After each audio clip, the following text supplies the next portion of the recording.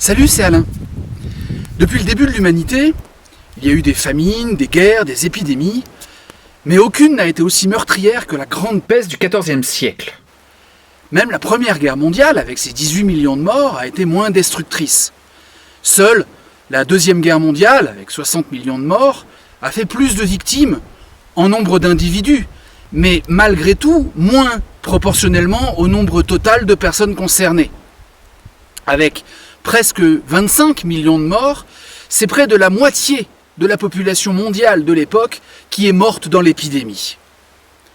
Retour sur l'un des épisodes les plus graves de notre histoire.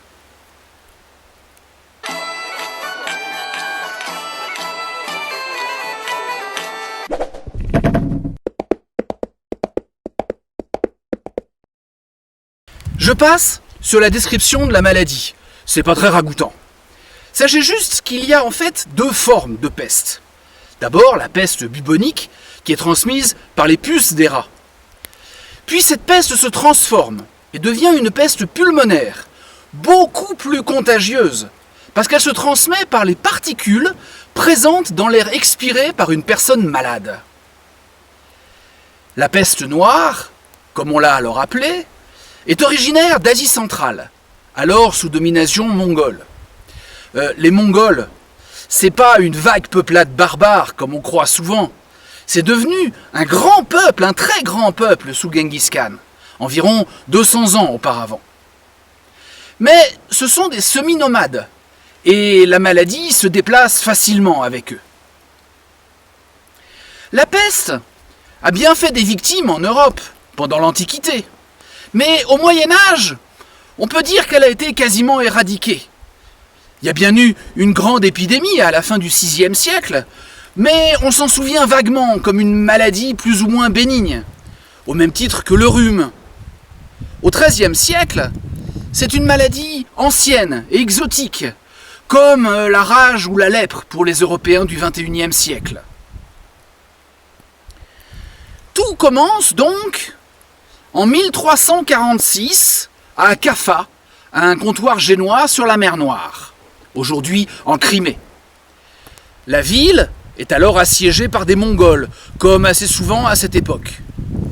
Seulement voilà, cette fois-ci, ils ont amené avec eux, d'une part des machines de guerre, les premiers trébuchets, et d'autre part, le bacille de la peste. Partageurs, et pour essayer d'affaiblir les Génois retranchés dans la ville, ils leur envoient des cadavres par-dessus les murailles à l'aide des machines de guerre. Cette guerre, bactériologique avant l'heure, est une pratique assez courante. On jette habituellement des excréments, des cadavres d'animaux, etc. Bien évidemment, la maladie se déclare à Kaffa, à tel point qu'assiégeants et assiégés seront contraints de conclure une trêve, n'ayant plus ni les uns ni les autres assez de combattants valides pour continuer à se taper dessus. Seulement voilà, Kaffa est un port, et les Mongols des cavaliers. Le blocus est donc loin d'être efficace, et les navires génois circulent sans encombre sur la mer Noire. Or, les rats noirs, eux aussi originaires d'Asie, aiment les navires et les villes souvent insalubres du Moyen-Âge, et vont très rapidement infecter Constantinople, l'une des plus grandes villes du monde, centre des échanges commerciaux, mais aussi culturels, spirituels, entre l'Orient et l'Occident. Depuis Constantinople, les galères porteuses de rats et de marins infectés apportent le mal à Messine, en Sicile, en septembre 1347. Puis de là, vers les grands ports occidentaux, Marseille, Gênes, Venise, et toutes les régions avec lesquelles ces ports entretiennent des relations commerciales. La maladie envahit alors la France et l'Italie, en ravageant notamment les villes et les zones peuplées. Pour se rendre compte, nous savons qu'à Narbonne, par exemple, on est passé de plus de 6000 feux, des familles si l'on préfère, à 2500 en à peine quelques années. À Givry, en Bourgogne, on passe d'une trentaine de décès par an en moyenne à 649 pour la seule année 1348, dont près de la moitié pour le seul mois de septembre. À Saint-Germain-l'Auxerrois, la plus importante paroisse parisienne, on enregistre 3116 morts en un peu plus d'un an. Quant à Saint-Denis, les chroniqueurs évaluent à plus de 16 000 le nombre de victimes. En 1348, tout le pourtour méditerranéen est atteint. Et la peste continue de se répandre, d'autant qu'elle est peu dépendante de critères d'âge ou de statut social. Les plus riches sont légèrement moins touchés quand ils arrivent à se mettre à l'abri, comme en quarantaine. Mais globalement, tout le monde, riche et pauvre, jeune et vieux, citadin et campagnard, finit par être touché, plus ou moins vite. Progressivement, l'Espagne et le Portugal sont touchés, l'Angleterre et les îles britanniques, et jusqu'au Danemark et en Suède. La peste continue alors à travers le monde slave, et en 1352, elle atteint même la Russie. La maladie s'installe alors de manière endémique pour 3 siècles, faisant des ravages réguliers, comme à Constantinople de nouveau, en 1466, où on déplore 600 victimes par jour. La première conséquence est d'abord une vague de panique, sans précédent, avec toutes les conséquences que cela implique. On commence par chercher des coupables. Et comme d'habitude, les Juifs sont idéaux dans ce rôle. La peste passe pour être l'expression de la colère de Dieu. Or, les Juifs sont depuis longtemps accusés d'avoir tué le Fils de Dieu, Jésus-Christ. Ils font donc de parfaits boucs émissaires. Et on les accuse, par exemple, d'empoisonner l'eau des puits. Malgré l'interdiction du pape Clément VI de les persécuter, ils sont massacrés par milliers. Par ailleurs, la profonde angoisse collective est à l'origine du développement des flagellants. Il s'agit de laïcs qui défilent dans les rues en se fouettant jusqu'au sang pour expier les péchés du monde et obtenir la miséricorde de Dieu et par suite la fin de l'épidémie.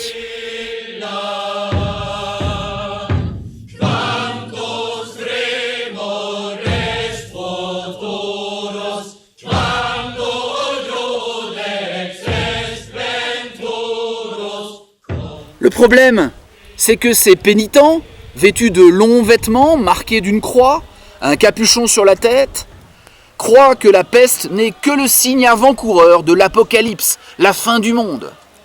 Alors, ils défilent en encourageant les populations à expier leurs fautes pour calmer la colère de Dieu dans une grande hystérie collective et tiennent clairement plus de la secte fanatique que du bon chrétien. Même le pape finira par les condamner. Et le roi de France, Philippe VI de Valois, dit le Fortuné, ordonnera, je cite, que cette secte damnée et réprouvée par l'Église cesse. Crise religieuse donc, crise morale, mais aussi crise économique. Dans les campagnes, des villages entiers disparaissent, et très prosaïquement, la main-d'œuvre vient à manquer. En clair, il n'y a plus personne pour cultiver la terre, et les champs laissés à l'abandon retournent à la forêt. Alors que le XIIIe siècle était globalement une période de développement, voire même de prospérité, entre la guerre de Cent Ans et la peste noire, le XIVe siècle est une période de famine et de recul social. La nourriture manque, les villes se désertifient, les revenus fonciers et les taxes en tout genre s'effondrent. On assiste alors à un début d'appauvrissement de la noblesse.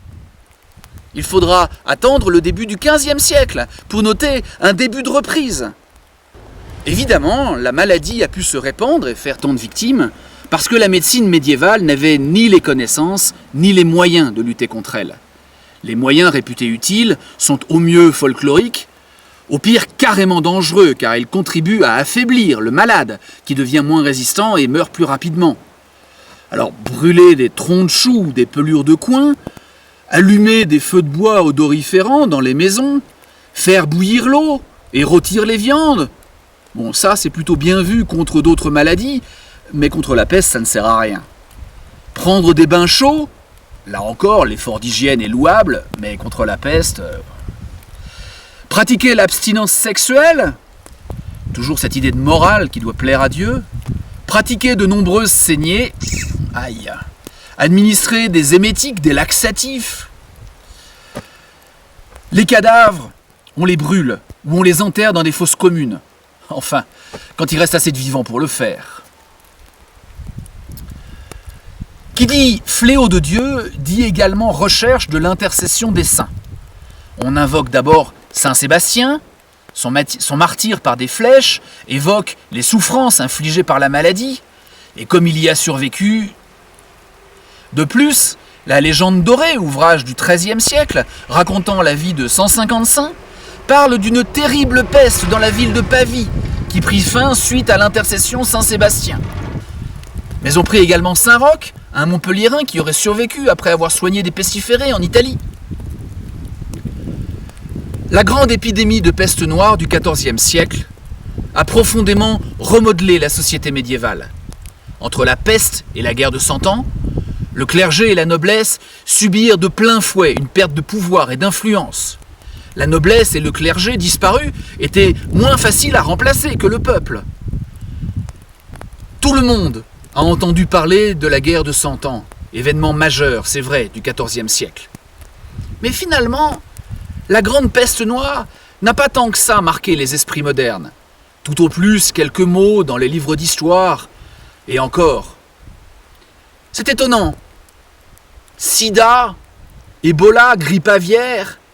Imaginez l'une de ces maladies tuant 3 milliards de personnes en 4 ans.